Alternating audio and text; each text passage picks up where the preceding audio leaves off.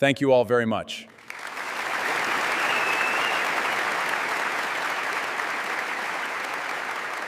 The morning the world celebrated Ethan Caldwell as America's youngest self-made billionaire, heaven was trying to get his attention. Before we continue, if stories that strengthen your faith and remind you that God is still calling people today inspire you, take a moment to support this channel. Subscribe to When God Called, like this video, and share it with someone who may need this message today. Also, let us know in the comments, have you ever felt God calling you to something greater? We'd love to hear your story. Now let's continue. Thousands of people filled the grand ballroom of the Crescent Crown Hotel in New York City. Crystal chandeliers reflected golden light across polished marble floors. Television cameras flashed from every direction as journalists waited for the man everyone called the King of Innovation. At just 43 years old, Ethan owned one of the largest technology companies in the world. His software powered hospitals, banks, schools, and governments across dozens of countries. His face appeared on magazine covers. Universities invited him to speak. Presidents requested meetings with him. To the world, Ethan Caldwell had everything. But there was one thing the world could not see. Every night, when the lights in his mansion went dark and silence settled over the halls, an emptiness echoed through his soul. It had started years earlier. At first, it was only a gentle feeling that appeared without warning. Sometimes while signing billion-dollar contracts, sometimes while standing before thousands of cheering investors, sometimes during private flights above the clouds, a quiet voice would whisper into his heart, "I have chosen you." Ethan always dismissed it. He blamed stress. He blamed exhaustion. He blamed his imagination. After all, successful people didn't make decisions based on mysterious voices, or so he believed. His childhood had been very different. He was raised in a small farming town where every Sunday began with church bells. His mother loved God with all her heart. She often placed her hands on Ethan's head before school and prayed, "Lord, this boy belongs to you. Wherever you take him, let him never forget your voice." As a teenager, Ethan laughed whenever she said it. He dreamed of skyscrapers. He dreamed of wealth. He dreamed of proving everyone wrong, especially those who thought a poor farmer's son would never become anything. Years passed.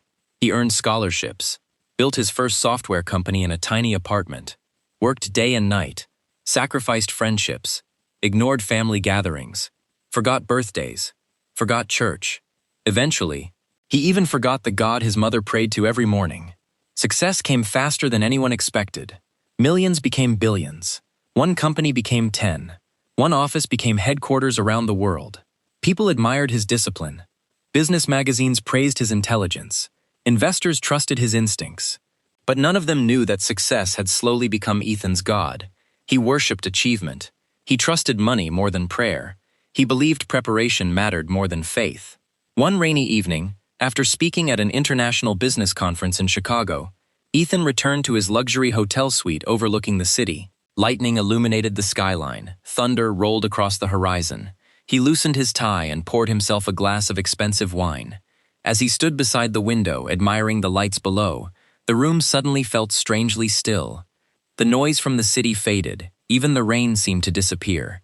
Then, clear as if someone stood beside him, he heard words that sent chills down his spine. "Ethan." He spun around. The room was empty. Again the voice came.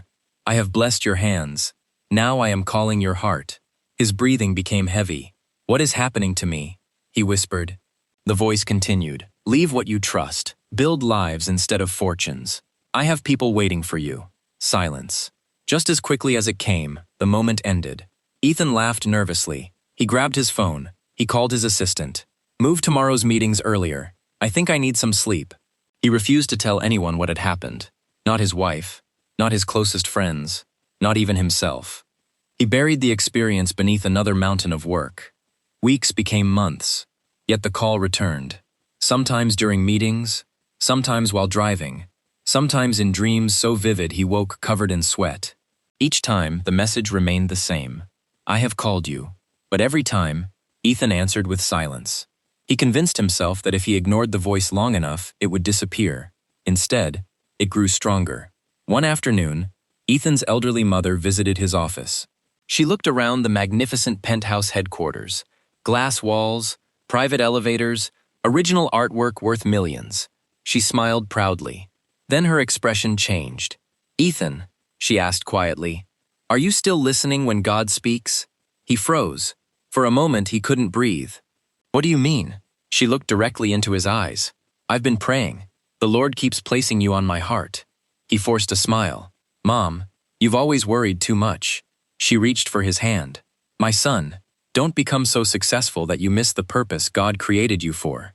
Ethan gently pulled away. I appreciate your concern. His phone rang. He welcomed the interruption. I have another meeting. She nodded sadly. As she walked toward the elevator, she turned one last time. Money can build empires, but only obedience builds eternity. The elevator doors closed. Those words lingered in the room long after she had gone, but Ethan ignored them too. That evening, he signed the biggest acquisition in his company's history. The media celebrated. Investors applauded. Stock prices soared. Ethan smiled for every camera. Yet deep inside, he felt strangely defeated. Because somewhere beneath the applause, he knew he was running from something far greater than business. And he had no idea that every step away from God's call was bringing him closer to the greatest loss of his life. Ethan Caldwell had spent his entire life believing that success was proof he was making the right choices. After all, how could someone be on the wrong path when every investment turned into profit, every company he acquired multiplied in value, and every speech he gave ended with standing ovations? To Ethan, prosperity meant approval. If God truly wanted something different from him, wouldn't everything have begun falling apart already? That question became the shield he used to silence his conscience. Whenever the quiet voice returned, he answered it with another business meeting. Whenever he felt an unexplained conviction, he buried it beneath another billion-dollar deal. He became a master at distracting himself. His calendar stayed full. His mind stayed busy. But his soul grew quieter with every passing day. One Sunday morning, his wife, Grace, stood in the kitchen holding 2 coffee mugs. She looked at Ethan across the marble island. I was thinking, she said softly. We haven't been to church together in almost 7 years. Ethan didn't even look up from his tablet. I'm busy. You've been busy every Sunday. I built this company by staying busy. Grace walked closer. The company already has thousands of employees. Surely one morning won't destroy it. He sighed. You don't understand how this works. No, she replied gently. I understand something else. He finally looked up. I understand that the man I married used to laugh, used to pray, used to believe that success meant serving others. Her voice trembled. Now it feels like your company is your family. The words irritated him. You think money changed me? She didn't answer immediately. Instead, she whispered, I think something more important has been slowly leaving you. For a brief moment, Ethan almost admitted everything. He almost told her about the mysterious voice, about the dreams, about the strange feeling that someone, or rather God, was calling him toward a purpose he could not explain. But pride stopped him. I'm late. He grabbed his keys. The conversation ended. Grace watched him leave through the massive glass doors. She whispered a prayer he never heard. Lord, don't stop calling him. Months passed. The voice became impossible to ignore. It never shouted. It never threatened. It simply came with the same unwavering invitation. I have work for you. One night, while flying home from London in his private jet, Ethan fell asleep. He dreamed he was standing at the top of an enormous staircase made of gold. People surrounded him, applauding. Awards filled his hands. Money rained from the sky. Then the applause suddenly stopped. The staircase beneath him began to crack. One by one, the golden steps crumbled into darkness. His awards turned to dust. The money caught fire. He tried to hold on, but everything slipped through his fingers. Across a deep valley, he saw a single narrow path leading toward brilliant light. Someone stood at the end of it. Though Ethan couldn't clearly see the face, he somehow knew who it was. A voice echoed across the valley. You built what cannot last. Then another sentence followed. I called you to build what eternity cannot erase. Ethan woke suddenly. His shirt was soaked with sweat. The jet was perfectly calm. The passengers slept peacefully. The pilots reported clear skies. Yet his heart pounded, as though he had escaped a disaster. For several minutes, he stared out the window into the darkness. What if this is real? The thought frightened him more than losing $1 billion. Because if it was real, then everything he had built might not be what God wanted from him. He shook his head. No. He opened his laptop. Within minutes, he was reviewing another corporate acquisition. Business once again drowned out conviction. The following week, Ethan received an invitation unlike any before. It came from an elderly pastor in the small town where he had grown up. The letter was handwritten. Ethan, our church roof is collapsing. Many families here still remember your kindness as a boy. I know you are busy, but more than your money, I believe the Lord wants your presence. Please come. Ethan smiled politely after reading it. He instructed his secretary to send a generous donation. Then he deleted the email from his inbox. In his mind, money solved every problem. He never considered that obedience sometimes requires showing up, not simply writing a check. Days later, his mother called. I heard you helped the church. Yes. I'm thankful. She paused. But did you go? No. Another silence. Then she said quietly, sometimes God isn't asking for what you have. He's asking for you. Those words stayed with him, but only briefly, because another opportunity appeared. A global merger, worth nearly $12 billion. Business analysts called it the deal of the decade. Investors celebrated before the contracts were even signed. Everyone believed Ethan was unstoppable. Everyone, except one person. Late one evening, after another 16-hour workday, Ethan walked alone through his empty headquarters. As he passed the enormous lobby, he noticed something unusual. The building's giant digital display had gone completely black. Then, without warning, one sentence appeared in white letters across the screen. What does it profit a man to gain the whole world and lose his soul? Ethan froze. His heart raced. The screen flickered, then it returned to the company logo. He immediately called security.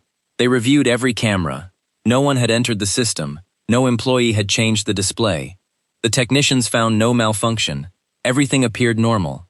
Everyone dismissed it as a technical glitch. But Ethan couldn't, because he recognized the words. They were from Scripture, words his mother had taught him as a child, words he hadn't thought about in decades. That night, he lay awake staring at the ceiling of his mansion. For the first time in years, he wasn't thinking about stocks, or profits, or competition. He was wondering one terrifying question. What if God has been calling me all along, and I've been saying no? He didn't know it yet, but heaven's invitations were about to become heaven's warnings. And the life he had spent decades building was standing on a foundation that was beginning to crack. Ethan Caldwell had always believed that every problem could be solved with enough money. If a business struggled, he bought better talent. If an investment failed, he invested more. If relationships became strained, he sent expensive gifts. Money had become his answer to every question. But there was one problem his wealth could not silence. God's call. The weeks following the strange message on the lobby screen became the most unsettling of Ethan's life. Nothing dramatic happened at first. No lightning struck his mansion. No business collapsed overnight. Instead, small cracks began appearing in places he had always taken for granted. At a quarterly board meeting, one of his oldest executives unexpectedly resigned. I've been with you for 20 years, the man said quietly. But somewhere along the way, this company stopped changing lives and started worshiping profits. The room fell silent. Ethan forced a smile. If it's about salary, we can discuss it. The executive slowly shook his head. It isn't about money anymore. He stood. I hope one day you remember why you started. He walked out without looking back. It was the first time someone had willingly walked away from one of the highest-paying positions in the country. Still, Ethan convinced himself it meant nothing. People leave. Business moves on. Or so he thought. A few days later, his daughter Emily returned home from college. She hadn't visited in months. The mansion was larger than some hotels, yet somehow, it felt empty. During dinner, she looked around the enormous dining table. Only 3 people sat there. Her mother, her father, and herself. So this is what success looks like? She asked. Ethan smiled. What do you mean? Emily looked directly at him. When I was little, you promised we'd eat together every night. He remained silent. She continued. Then it became every weekend. Then every birthday. And now, she looked at the empty chairs stretching down the table. I don't even know who you are anymore. The words pierced him more deeply than he expected. He wanted to defend himself, to explain that everything he had done was for his family. But another question echoed inside him. Was it? Or had he spent years chasing success because he couldn't bear the thought of being ordinary? That night, the familiar voice returned. Not loudly, not forcefully, just enough for him to hear. You are gaining everything the world admires, while losing what heaven entrusted to you. Ethan covered his ears. Leave me alone. Silence. The voice disappeared, yet the conviction remained. Days later, Ethan flew to California to finalize the largest merger of his career. Reporters packed the conference hall. Shareholders applauded. Television networks broadcast the event live. Everything appeared perfect. Until, halfway through Ethan's presentation, the giant screens behind him suddenly went dark. Engineers rushed to fix them. Instead of the company logo, a single image appeared. A shepherd, carrying a lost sheep. Then the image vanished. The audience assumed it was a technical malfunction, but Ethan felt something entirely different. His hands began trembling. He struggled to finish the speech. For the first time in decades, fear entered his heart. Not fear of losing money, fear that God was refusing to let him continue running. When he returned to New York, he immediately scheduled appointments with neurologists and psychologists. Every test came back normal. No signs of hallucinations. No neurological disease. No mental illness. One doctor smiled reassuringly. Mr. Caldwell, from every medical perspective, you're perfectly healthy. Healthy. The word echoed strangely, because although his body was healthy, his soul was exhausted. Meanwhile, things inside the company began changing. Projects that normally succeeded started failing. Trusted executives became divided. Major clients unexpectedly canceled contracts. Nothing catastrophic. Just enough to make investors nervous. Financial analysts called it an unusual market correction. Ethan called it bad luck. He worked even harder. Longer hours, more meetings, more acquisitions. Less sleep, less family, less peace. One rainy evening, Grace found him sitting alone in his office at home. His expensive suit was wrinkled. Dark circles surrounded his eyes. She placed a Bible on the desk. He looked at it without touching it. I don't have time. Grace gently smiled. I don't think time is what you're running out of. He frowned. What does that mean? She hesitated, then said something that stopped him cold. I've been praying every day, and I believe God has been calling you. Ethan's face lost its color. She had no way of knowing. He had never told anyone. She continued softly. I don't know what he's asking, but I know you're fighting him. For several seconds, neither of them spoke. Finally, Ethan whispered, How do you know? Tears filled her eyes. Because I've watched the strongest man I know slowly become the most restless. She reached for his hand. You don't need another company. You need peace. He gently pulled away. I'll figure it out. But deep inside, he knew he couldn't. That night, after everyone had gone to bed, Ethan wandered through the silent halls of his mansion. He stopped in front of a large family portrait taken years earlier. Everyone was smiling. His children were young. Grace looked joyful. He looked different. There was warmth in his eyes, hope, humility. He barely recognized that man anymore. As he stared at the portrait, another whisper settled over his heart. I am giving you time. The words were followed by a silence, more frightening than any storm. Because Ethan suddenly realized something. Warnings don't last forever. Eventually, they become consequences. And without knowing it, he had reached the edge of a decision that would change every part of his life. The choice was simple. Continue chasing the empire he had built, or answer the God who had never stopped calling him. Ethan chose the empire.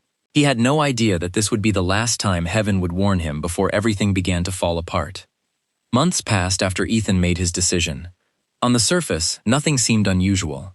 The newspapers still praised him. His company remained one of the most valuable in the world. He still traveled in private jets, signed multi-million-dollar agreements, and spoke before packed auditoriums. To everyone watching from the outside, Ethan Caldwell was still winning. But beneath the polished image, the foundation was beginning to crack. It started with one deal, a massive international acquisition that analysts called the safest investment of the decade. Every advisor encouraged him to proceed. Every report predicted enormous profits. The numbers looked perfect. Yet on the morning he was supposed to sign the final agreement, Ethan felt an unmistakable uneasiness. It wasn't fear. It wasn't uncertainty. It was that same quiet conviction he had been pushing away for years. Deep within his heart came a familiar impression. Do not do this.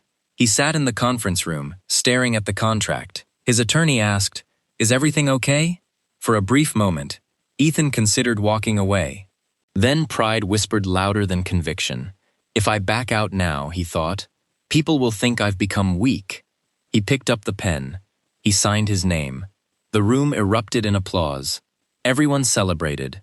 No one knew they were cheering the beginning of his downfall. 3 weeks later, the acquisition unraveled. Hidden financial fraud, concealed by the previous owners, came to light. Governments launched investigations. Investors panicked. The company's stock price plunged.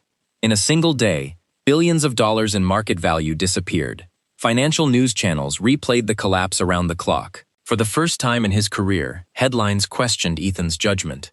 He refused to accept defeat. "We'll recover," he told his executives. "We always do." He borrowed more money, sold assets, made aggressive decisions to stabilize the company. But each solution created another problem. The deeper he dug, the more unstable everything became. Within months, creditors began demanding payment. Banks withdrew their support. Longtime partners quietly walked away. People who had once praised his leadership suddenly distanced themselves. Some even blamed him publicly. The pressure became unbearable. Ethan stopped sleeping. He survived on coffee and determination. His doctor warned him that his blood pressure was dangerously high. He ignored the warning. "I don't have time to rest." One evening, as he prepared for another emergency board meeting, his phone rang. It was Grace.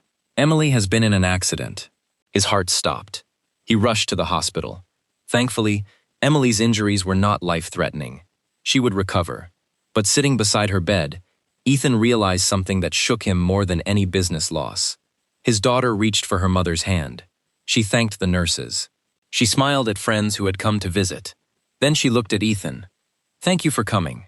The words sounded polite, not affectionate, as though she were speaking to a guest, not her father.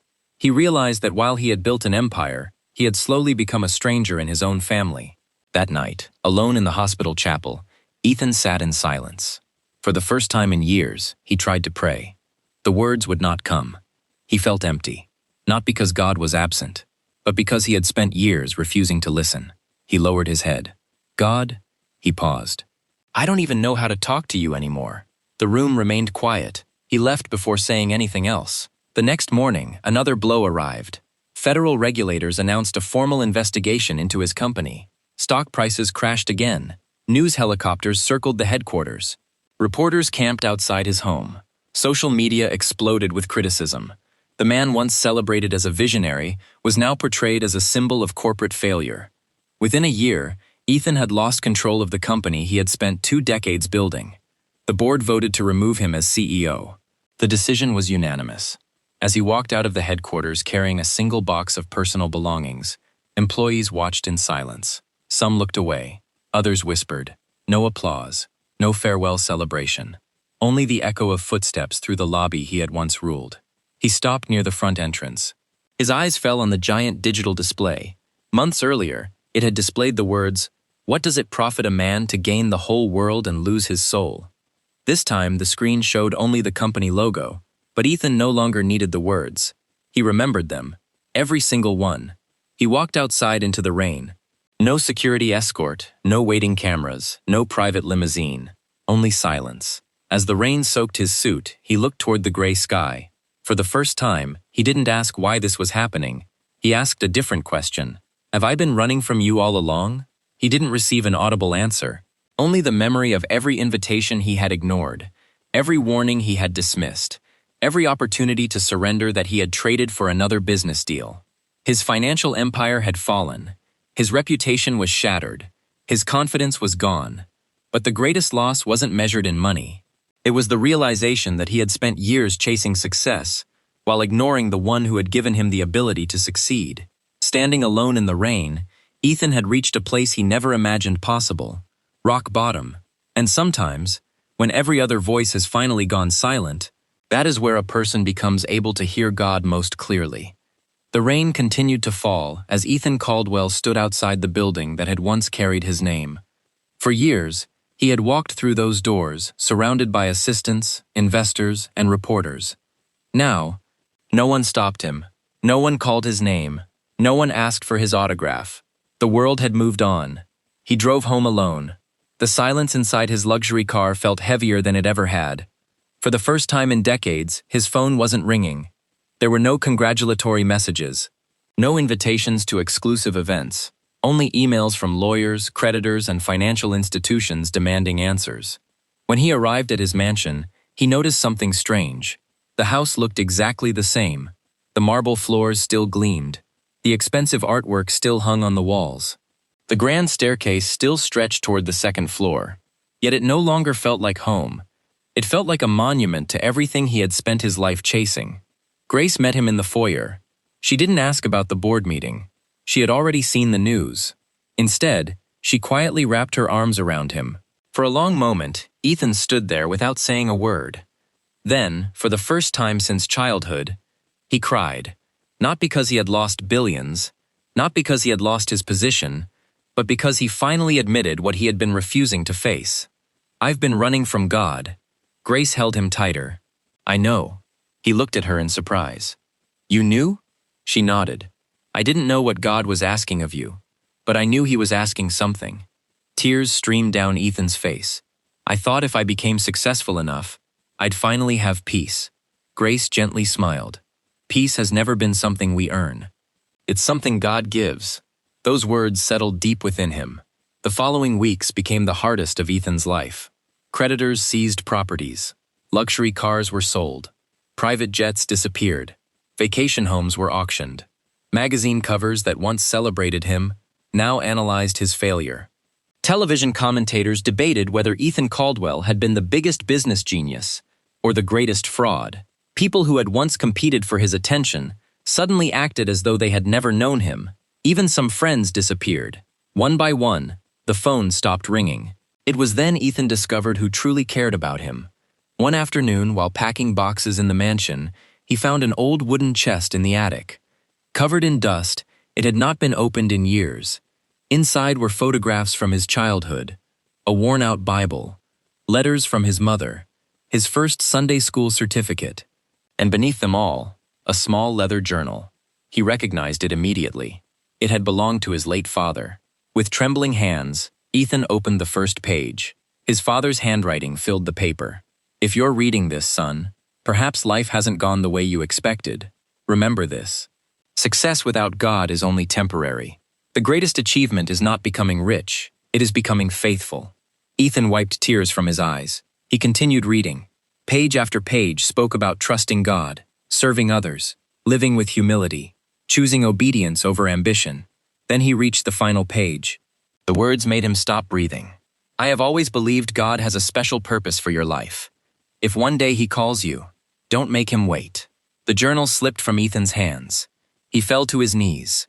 For years, God had spoken through dreams, through scripture, through his wife, through his mother, through circumstances. Now, even his father's forgotten journal pointed to the same truth. There was no denying it anymore. God had been calling him all along. That evening, Ethan walked alone through a quiet city park. Without thinking, his feet carried him toward the small church he had attended as a boy. The building hadn't changed much. The wooden doors still creaked. The stained glass windows still glowed in the evening light. Inside, only a handful of people were praying. No one recognized the man who had once appeared on magazine covers around the world. He quietly slipped into the last pew, his eyes fixed on the cross at the front of the sanctuary. For several minutes, he simply sat in silence. Then, the words finally came. Not polished, not impressive, just honest. "God, I don't deserve another chance. I ignored you. I trusted myself more than you. I chased success while running from your purpose. If you'll still have me, I'm ready to listen." Tears rolled down his face. There was no thunder, no dramatic vision, no voice from heaven. Only a deep peace he had not felt in years. It was unlike anything money had ever bought. For the first time in decades, the emptiness inside him began to lift. He remained in the church until sunset. As he prepared to leave, an elderly janitor approached him. The man smiled warmly. I don't know your story. He paused. But I felt God wanted me to tell you something. Ethan listened carefully. The old man simply said, You haven't lost everything. You've only lost what was keeping you from hearing him. The words struck Ethan's heart. He walked outside beneath the evening sky. The city looked the same. The traffic still moved. People hurried along the sidewalks. Yet everything felt different. Not because his circumstances had changed, but because his heart had. For the first time, he wasn't asking God to restore his fortune. He was asking God to show him his purpose. And that simple prayer marked the beginning of a journey that would restore far more than money. It would restore the man Ethan was always meant to become. The small business Ethan agreed to help looked nothing like the empire he had once controlled. There were no glass skyscrapers, no private elevators, no boardrooms lined with polished oak. The office was a modest rented building with peeling paint, mismatched furniture, and a staff of fewer than 20 people. Years earlier, Ethan would have dismissed it without a second glance. Now, he walked through its doors with gratitude. Every morning before anyone arrived, he unlocked the office, made a pot of coffee, and gathered the employees for a brief moment of prayer. He never forced anyone to participate. He simply thanked God for the opportunity to serve with integrity, wisdom, and compassion. The atmosphere slowly began to change. Clients noticed something different. Employees genuinely cared about the people they served. The company focused on solving problems instead of simply chasing profits. Word spread, not because of flashy marketing, but because people trusted them. Within a year, the business had doubled. Then it doubled again. When journalists discovered Ethan was involved, they rushed to interview him. One reporter asked the question everyone wanted answered. Mr. Caldwell, is this your comeback? Ethan smiled gently. No. This is my new beginning. The reporter looked confused. You've rebuilt a successful company. I've rebuilt something more important than a company. Ethan replied. I've rebuilt my relationship with God and my family. Those words spread across news outlets around the world. Many expected him to boast about strategy or innovation. Instead, he spoke about humility, forgiveness, and purpose. People who had never attended church began watching his interviews. Business leaders invited him to speak again. But this time, his message had changed. Instead of saying, believe in yourself, he said, talent is a gift, but purpose comes from God. Instead of teaching people how to become rich, he encouraged them to ask, what has God called you to do? Not everyone agreed with him. Some mocked him. Some accused him of using faith to rebuild his image. Others insisted his success had nothing to do with God. Ethan no longer argued. He had spent too many years defending himself. Now he simply lived differently. One afternoon, he received a call from the old church in his hometown. The roof that had once leaked every time it rained had finally been repaired. The congregation wanted to thank him. He quietly drove there without telling anyone. When he arrived, he noticed something remarkable. The church wasn't filled with wealthy donors. It was filled with ordinary families. Children laughed in the courtyard. Elderly couples greeted one another with warm smiles. Young people prayed together. The pastor welcomed Ethan to the front. Instead of praising his generosity, he said, years ago, we asked for your presence. I'm thankful God answered that prayer. The congregation applauded. Not because Ethan had become wealthy again, but because they had witnessed a changed heart. After the service, Ethan walked alone through the churchyard. He stopped beside the grave of his mother, who had passed away while he was rebuilding his life. Kneeling quietly, he placed fresh flowers beside the headstone. A gentle breeze moved through the trees. Tears filled his eyes. Mom, you were right. I thought success would satisfy me, but only God could. I wish I had listened sooner. He remained there in silence. Though he couldn't hear her voice, he remembered her prayers. Lord, this boy belongs to you. For the first time, Ethan understood. God had answered that prayer, not by making his life easy, but by refusing to let him remain lost. Months later, something unexpected happened. Several former executives from Ethan's old company requested a meeting. The company he had once led was struggling. They wanted his advice. Years earlier, he might have seen it as an opportunity for revenge. Instead, he listened. He shared what he had learned about integrity, humility, and putting people before profit. Some accepted his counsel, others didn't. But Ethan left without bitterness. He no longer needed to prove he had been right. His identity was no longer tied to a title. One evening, while walking through the neighborhood with Grace, he smiled as children played nearby. "I spent years chasing things I thought mattered most," he said. Grace squeezed his hand. "And what matters most now?" Ethan looked toward the sunset, knowing that if God speaks again, he smiled. "I won't make him wait." His words were tested sooner than he expected. A humanitarian organization asked him to oversee a network of schools, hospitals, and small businesses in underserved communities. The work would not make him famous. It would require long hours, sacrifice, and compassion. Without hesitation, Ethan answered, "If this is where God can use me, then yes." As the years passed, God continued opening doors, not always to greater wealth, but to greater influence for good. His finances became stable again. New businesses prospered. Opportunities returned. Yet this time, every success was held with open hands. If God asked him to give, he gave. If God asked him to wait, he waited. If God redirected his plans, he followed. Because Ethan had finally learned the lesson that had taken a lifetime to understand. The greatest blessing is not having everything. The greatest blessing is belonging completely to God. Years passed. The story of Ethan Caldwell slowly faded from the front pages of newspapers. The business world found new billionaires to celebrate. New companies rose. New fortunes were made. The world moved on. But heaven was still writing Ethan's story. Unlike before, Ethan no longer measured his life by quarterly profits or stock prices. He measured it by faithfulness. Every morning, before opening his laptop or attending a meeting, he opened his Bible. Before making any major decision, he prayed. Before accepting any opportunity, he asked one question: "Lord, is this your will?" The answer didn't always come immediately. Sometimes God led him through peace, sometimes through wise counsel, sometimes through scripture, and sometimes through waiting. Years earlier, waiting would have frustrated Ethan. Now, he had learned that God's timing was never late. One afternoon, while visiting one of the community schools his foundation supported, a young boy approached him.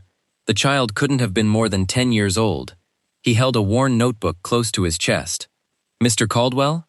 Ethan smiled and knelt so they were eye to eye. "Yes? My teacher said you used to be very rich." Ethan chuckled. "I was." The boy tilted his head. "Then why do you spend your time helping people instead of making more money?" Ethan looked toward the playground where dozens of children laughed together. Then he answered softly, "Because I spent years building a fortune. But now I'm investing in something that lasts forever." The little boy smiled without fully understanding, yet those words would remain with him for years. As Ethan grew older, invitations poured in from churches, universities, and leadership conferences around the world. People expected him to teach them how to become successful. Instead, he always began with the same sentence: "I want to tell you about the greatest mistake of my life." The room would become silent. I believed success meant I no longer needed to listen to God. He never exaggerated. He never claimed that every hardship was a punishment from God, or that every act of obedience guaranteed financial success. Instead, he said something more enduring. God's greatest gift wasn't restoring my finances. It was restoring my heart. Those words touched countless lives. Some listeners returned to their families. Others forgave people they had hated for years. Some left dishonest business practices behind. Others finally answered the call they had been resisting. One evening, many years later, Ethan returned to the small church where his journey back to God had begun. The wooden pews were still there. The stained glass windows still glowed as the setting sun streamed through them. The elderly janitor who had once told him, "You haven't lost everything," had long since gone to be with the Lord. The pastor, who had patiently prayed for him, had also passed away. Ethan sat alone in the last pew, the same place where he had first surrendered. He closed his eyes. "Thank you, Lord." He wasn't thanking God for restored businesses, or public respect, or financial stability. He was thanking him for never giving up on him, for continuing to call him, even when he had refused, for loving him enough to correct him, for using brokenness to lead him back home. As he stood to leave, he noticed a young man sitting quietly near the front of the church. The young man looked troubled. Their eyes met. "Can I ask you something?" the young man said. "Of course. I think God is calling me to do something. I'm afraid." Ethan smiled gently. "I was afraid too. What if I fail?" Ethan rested a hand on the young man's shoulder. The greatest failure isn't trying and falling. It's hearing God's voice and never answering. Tears filled the young man's eyes. They prayed together. As Ethan walked out of the church, he looked toward the sky.